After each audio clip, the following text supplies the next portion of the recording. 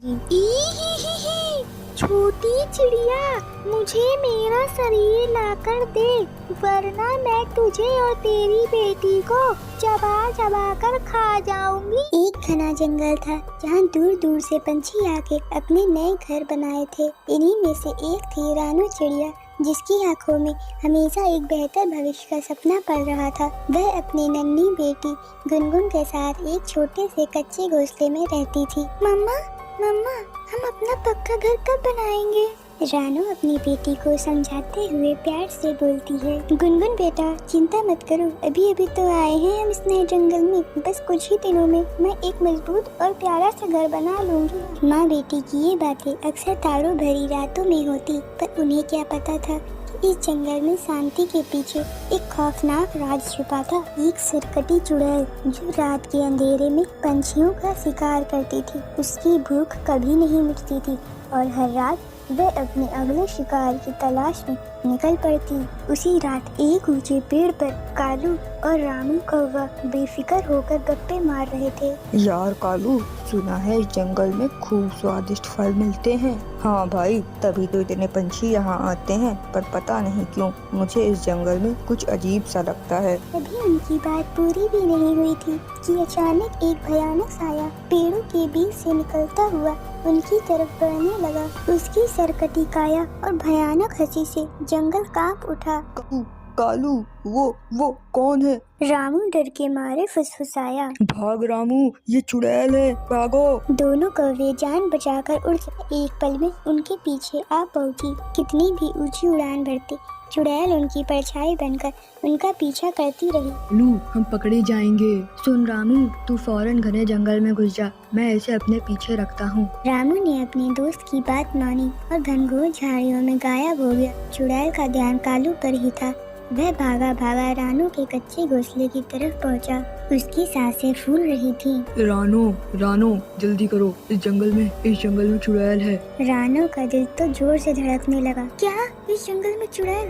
हे भगवान, अब हम कहाँ जाएंगे? इतनी रात हो चुकी है। हाँ रानो, तुम अपनी बेटी को लेकर जल्दी से कबूतर भैया के घर आ जाओ। उनका घर बहुत मजबूत है, हम सुबह तक वहीं छिप सकते हैं। तभी पास के पेड़ की टहनी पर एक भयानक साया लहराया। अरे बाप रे, वो चुड़ैल यहीं आ रही है। रानो, मैं जा रहा हूँ, तुम अपनी बेटी को लेकर जल्दी निकलना। ये कहकर कालू कौवा जल्दी से वहाँ से भाग। चुड़ैल सीधी रानू के घोंसले के पास आकर रुक गई। उसकी आंखें तो सिर्फ अंधेरे में चमकती थी। रानू और गुनगुन पर टिक गई और एक भयानक आवाज गूंजी। छोटी चिड़िया, मुझे मेरा शरीर लाकर दे, वरना मैं तुझे और तेरी बेटी को चबा चबा कर खा जाऊंगी। रानू तो ये आवाज सुनकर कांप गई। क्या तुम ये क्या कह रही हो? मुझे नहीं पता तुम्हारा शरीर कहाँ है। ऐसे कैसे चलेगा चिड़िया? ढूंढ, मेरा शरीर ढूंढ कर ला, वरना तुझे पता है मैं क्या क्या कर सकती हूँ।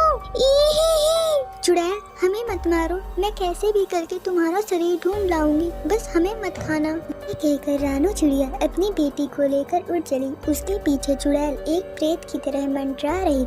रानू उड़ते उड़ते सीधे कबूतर के घर पहुंची। कबूतर भैया, जल्दी से दरवाजा खोलो। कबूतर ने दरवाजा खोला और चुड़ैल को अपने पीछे देखकर चौंक उठा। अरे रानू बहन, तुमने ये क्या किया? चुड़ैल को सीधा यहाँ क्यों ले आई हो? चुड़ैल तो हम सबको खा जाएगी, अब हम क्या करेंगे? घर के अंदर बाकी पंछी भी डर से कांप रहे थे। अरे दोस्तों, अब हमें ही कुछ करना पड़ेगा, वरना ये चुड़ैल हम सबको जीने नहीं देगी। ये हम सबको मारकर और हमारे बच्चों को खा जाएगी। पर रानू, हम सब क्या कर सकते हैं? हम सब तो पंछी है ना, हम सब उस चुड़ैल का मुकाबला कैसे करेंगे? एक डरे हुए उल्लू ने कहा। दोस्तों, तुम लोग चिंता मत करो, मैंने सोच लिया है इस चुड़ैल का क्या करना है। उसने अपने दोस्तों को अपनी सारी योजना बताई। कबूतर, कालू, लूसी, हरियाली और गोरी सभी ने ध्यान से सुना। अरे वाह रानू, तुम्हारा उपाय तो बहुत अच्छा है, हम लोग ऐसा ही करेंगे। कबूतर ने उत्साह से कहा। गोरी ने कहा, मैं, लूसी और हरियाली मंदिर जाते हैं, तुम भी जल्दी से आ जाओ, आज इस चुड़ैल का खात्मा जरूर करेंगे। एक तरफ रानू चिड़िया, कबूतर और कालू कौवा मिलकर चुड़ैल को जंगल के एक हिस्से की ओर ले गए, जहाँ एक पुराना खोखला पेड़ था। दूसरी तरफ लूसी कबूतरी, हरियाली तोती और गोरी कौवी बच्चों को लेकर सीधे पास के एक प्राचीन मंदिर गईं और वहाँ पूरी श्रद्धा से पूजा अर्चना करने लगी। रानू चिड़िया चुड़ैल को सीधे उस खोखले पेड़ के पास ले आई। चुड़ैल जी, इस पेड़ के अंदर ही आपका शरीर मिल जाएगा, सीधा आप इस पेड़ के अंदर जाइए। रानू ने बड़ी चालाकी से कहा। चुड़ैल अपने शरीर की तलाश में इतनी अंधी हो चुकी थी कि उसने एक पल भी नहीं सोचा और सीधे उस खोखले पेड़ के अंदर घुस। जैसे ही वह अंदर गई, कबूतर और कालू ने मिलकर एक बहुत बड़ा पत्थर लाया और उस पेड़ के खोखले मुहाने पर डाल दिया, उसे पूरी तरह से बंद कर दिया। ये तुम सब मेरे साथ क्या कर रहे हो? यहाँ तो मेरा शरीर कहीं भी दिखाई नहीं दे रहा है। मुझे बाहर निकालो, मुझे जल्दी से बाहर निकालो, वरना मैं तुम सबको मार दूंगी। लूसी, हरियाली और गोरी कौवी गंगा जल लेकर मंदिर से वापस आई। आते ही उन्होंने उस बंद पेड़ पर गंगा जल छिड़कना शुरू कर दी। ये क्या हो रहा है मेरे साथ? मुझे बचाओ, मेरा सर क्यों जल रहा है? कोई है, मुझे बचाओ।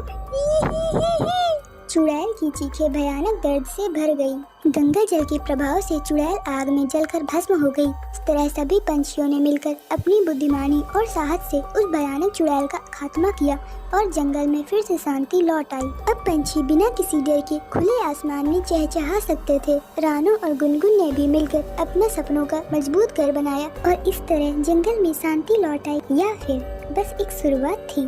क्या उस भयंकर चुड़ैल का अंत सचमुच हो चुका था, या उसकी आत्मा अब भी जंगल के किसी अंधेरे कोने में अपने बदले का इंतजार कर रही थी? क्या पता, शायद अगले ही पल वो फिर से लौट आए और इस बार और भी ज्यादा शक्ति के साथ। अगर आपको जानना है कि आगे क्या हुआ और क्या वो चुड़ैल सच में मर गई थी या उसका भय फिर लौटेगा, तो हमारे चैनल को सब्सक्राइब करना ना भूलें। जल्दी मिलेंगे सरकटी चुड़ैल का आतंक पार्ट 2 में।